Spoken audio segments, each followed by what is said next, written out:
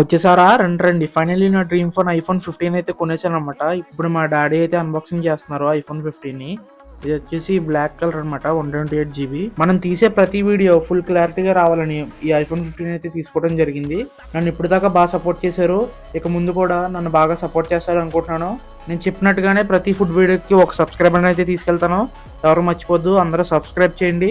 ఇంకా రేపటి నుంచి మన కంటెంట్ అయితే దుమ్ము దులిపేద్దాం.